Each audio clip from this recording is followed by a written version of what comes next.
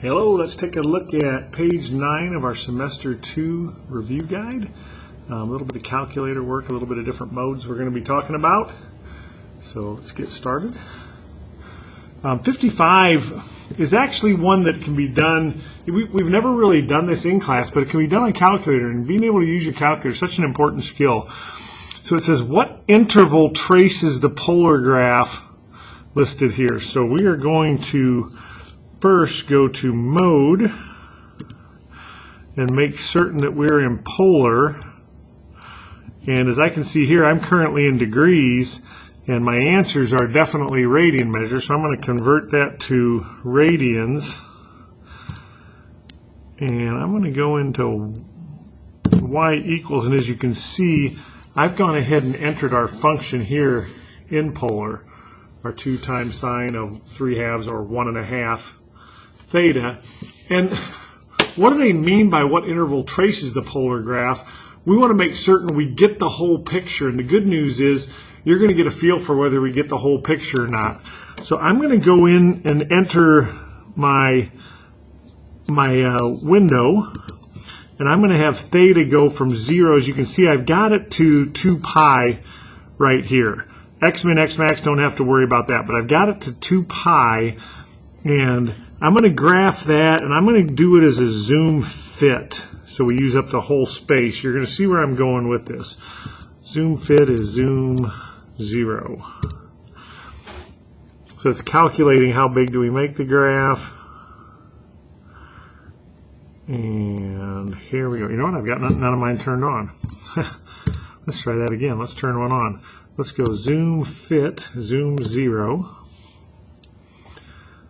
And there it was, and everything happened pretty darn fast there. I'm going to go into I'm going to go into my window, and I'm going to slow that down a little bit just by taking smaller theta steps. I'm going to go 0.03 perhaps, and I'm going to regraph that. And here's our graph, and it's kind of doing the whole spirograph thing, and it makes me wonder, is that the entire graph, or is there more to it? So I'm going to go to 4 pi. Let's go window 0 to 4 times pi second. There we go. And I'm going to zoom fit that again. And we're going to know right away that we didn't trace the whole graph here. Let's see. Zoom 0, it's calculating things for us. Because we've got more graph, so it's going to continue on into the left side of the graph. So that's certainly new graph right there. And we have kind of a nice little conclusion. It appears like it stops. If you watch up here, you see the progress. I'm going to do that again just so you can see this progress, tell you what we're going to be looking for here. I'm just going to change my step to 0.05 because that'll force it to regraph. So as we graph this guy, if I'm looking right up here where my pen is, it's working, it's working, it's working, it's working, and right when it hits, bam, it stops right there. And I'm left to wonder, is it going to just trace right over itself? Because we got a nice, what looks to be complete graph, but maybe it spirographs some more. So I'm going to go window 0 to 6 pi, and I'm going to graph that. And we're going to keep watching. It's working, it's working, it's working. It might just overlap itself.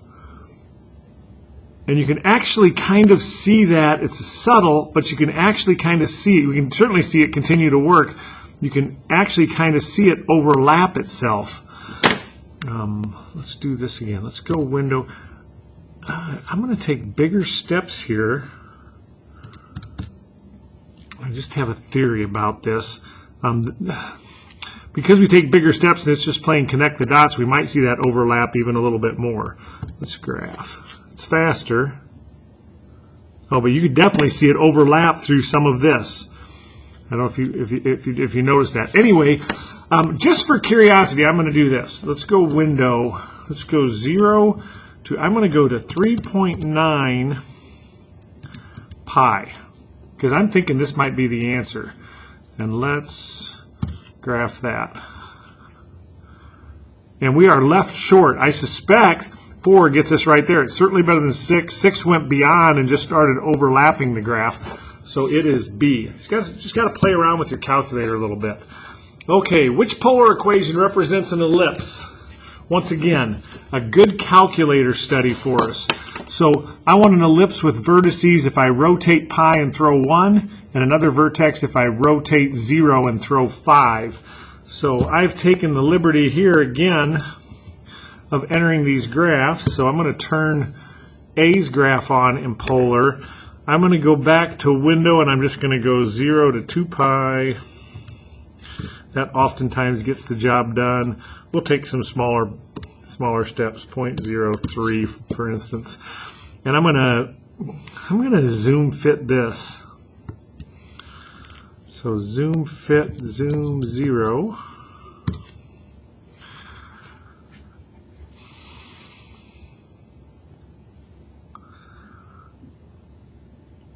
And it's just figuring out where this thing goes.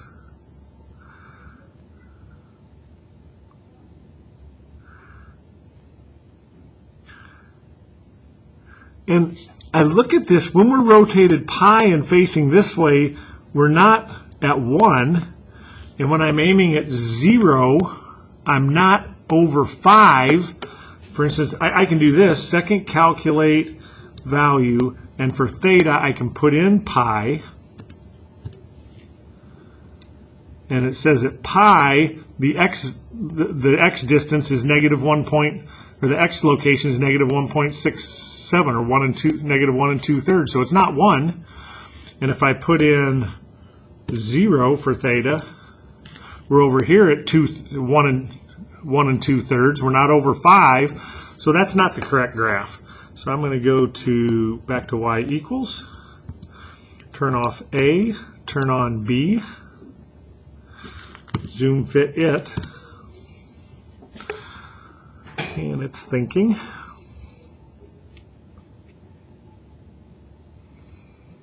Basically, it has to graph it all and determine all the values. And now we're kind of in the game, it looks like, because at a rotation of 0, oh my goodness, I didn't have the graph showing. I am so sorry about that, but you're going to see it here. I'll go back to that previous one. At a rotation of 0, it looks like it might be out 5. At a rotation of pi, it looks like it might be out 1. So I'm going to go second calc value. If I put in 0, we get 5. Rotation of 0, a throw of 5. If I put in pi, we have a rotation of pi, and the point, the xy point, is over here, negative 1, but if we're aiming at pi, that's a forward throw of 1. So that is it. Just because I messed up earlier and didn't have the graph showing, I'm going to go back to the A graph. Second quit y equals, turn this one on, and just show you what happens when it doesn't work. Zoom 0. Thinking. I was certain I had this centered under my document camera. And here we go. So you probably saw just a tiny bit of that. But I can tell right now, by the time we're rotated pi, we're throwing out more than 1. In fact, it looks like if I rotate it pi on 2, we might be throwing it up 1. So if I go second calc value, put in a rotation of 0, I am most definitely not 5 out in that direction. And here I'm not pi, I'm not 1 out in that direction. Put in pi. So I would just go down the list and just check which one gets me those as the vertices, which B did. Okay, so center and radius of sphere. Just like a circle, I'm going to group my x's. X squared minus 2x, leave a blank. Group my y's. Y squared plus 4y, leave a blank. Group my z's. Z squared minus 6z, leave a blank. And I'm going to subtract 8 to the other side. Complete the square. Half of negative 2, negative 1 squared plus 1. Half of 4, 2, 2 squared plus 4. And half of negative 6, negative 3 squared plus 9. So I just added 1 and 4 and 9, or 14 to this side. So I have to, I don't know where that came from. I have to add 14 to the other side to balance that. and I get x minus 1 squared plus y plus 2 squared plus z minus 3 squared equals 6. So we have a center of our sphere at 1, negative 2, 3. My box, my void, my vase, and a radius of square root of 6. Not much to it. Looks like A. Okay, distance between. Hey, it's just like the distance formula.